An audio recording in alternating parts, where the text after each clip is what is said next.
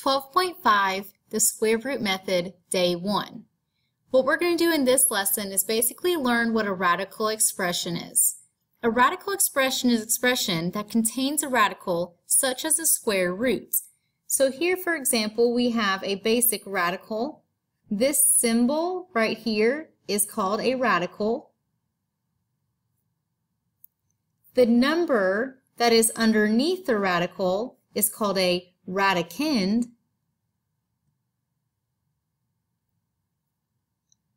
And this number right here is called the index, or we refer to as the root. In today's lesson, and basically what we do in Algebra 1, is we're going to be using a square root. When you see a square root, you usually do not see a number there for the index. It is always assumed if there is no number here, this is always going to be a square root. If you see a number there, right here for n, like a 3, that means it's a cube root. If there's number 4, it's a fourth root. A radical expression in simplest form is in simplest form if the following conditions are true. So today we're going to be simplifying these radicals, and we need to make sure that these three things follow true. That there are no perfect squares,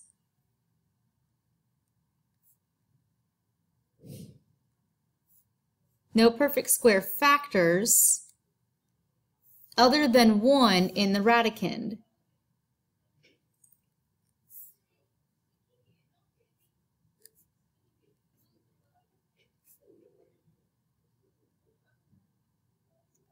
So we can't leave any perfect square factors other than 1 underneath that radical symbol where this radicand number is. The second thing we need to make sure for simplest form, that there are no fractions in the radicand.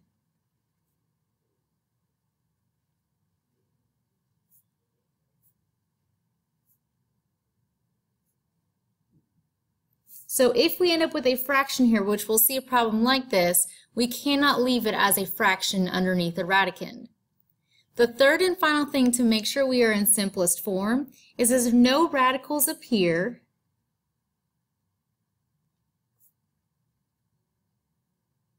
in the denominator of a fraction.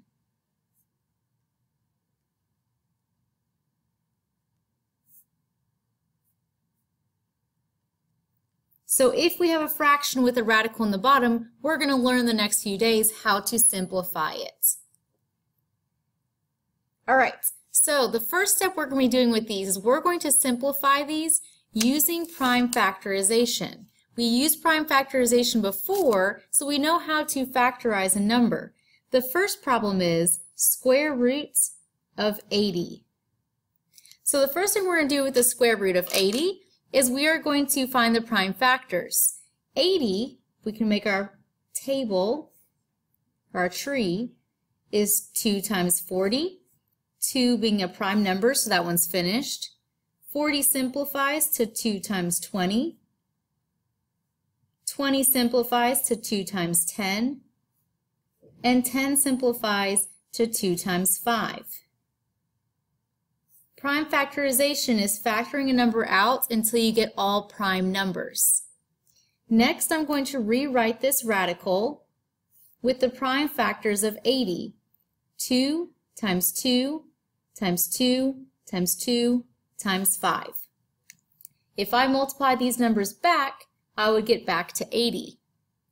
The next thing we're going to notice under the square roots is that we have some pairs. So I notice here I have a pair of 2's and a pair of 2's, and that's it. So I'm going to use those pairs in order to simplify this radical.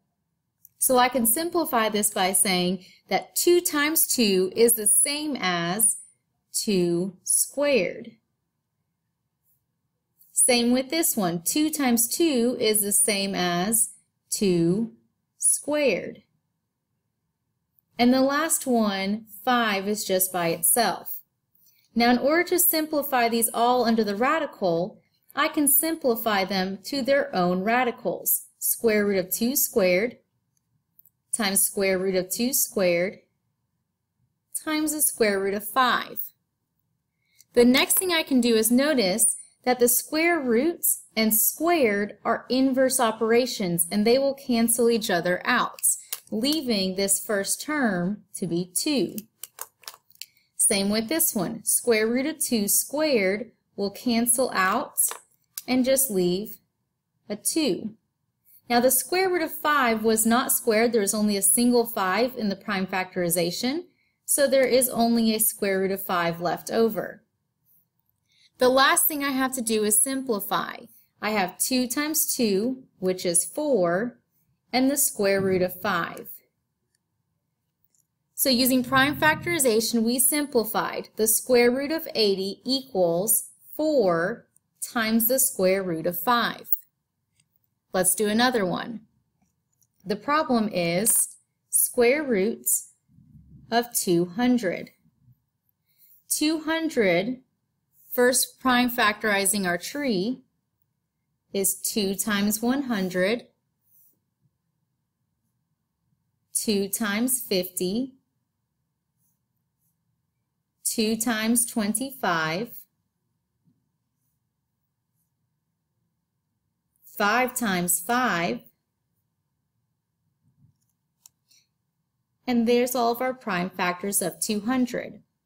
So I'm going to rewrite this as the square root of 2 times 2 times 2 times 5 times 5. Next, I'm going to look for my pairs, 2 and 2, and 5 and 5. So next, I'm going to rewrite this. I'm going to go ahead and skip this step and write it as my single. I have the square roots. Well, 2 times 2 is 2 squared. This square root of 2 is by itself. And the last one is my 5, square root of 5 squared. The square root and squared will cancel, so the first term I'm left with 2. The second term had nothing to cancel, so it stays the square root of 2. And the last term, the square root of 5 squared, simplifies to 5. The last thing I have to do is simplify this. We know that multiplication is commutative, so I can rewrite this as 2 times 5, which is 10, times the square root of 2. So the square root of 200 simplifies to 10 square root of 2. All right, number 3. The problem is square root of 90. Pause the video and try this one out. All right, I first prime factorized 90 to 3 times 3 times 2 times 5. I found a pair of 3's, so that simplified to 3 squared, but 2 and 5 were not pairs. Now my next step, we simplified the square root of 3 squared to 3, but 2 and 5, like I said, do not simplify. But just like we broke them up here, we can take these two solutions and put them back together. So the final answer is fully simplified of the square root of 90 is 3 square root of 10. All right, prime factorization is good, but it can take a long time. So if we can recognize perfect squares, we can simplify radicals faster. So I've given you your perfect squares on the side here. We notice 1 squared, which is 1 times 1 is 1. 2 squared, which is 2 times 2 is 4. All the way down to 12 squared. 12 times 12 is 144. Now the inverse of our perfect squares is our perfect square roots, meaning we can take the square roots of, let's say, 16, and that equals 4. Or the square root of 81, and that equals 9. So we no longer have to prime factorize the entire problem, but just see if there's any perfect squares included in the number. So our first problem we are going to do is the square roots of 75. Now if we look through our list of perfect squares, first we can notice that 75 is not a perfect square, but 75 includes a perfect square. So we're going to find the largest number that divides into 75 evenly.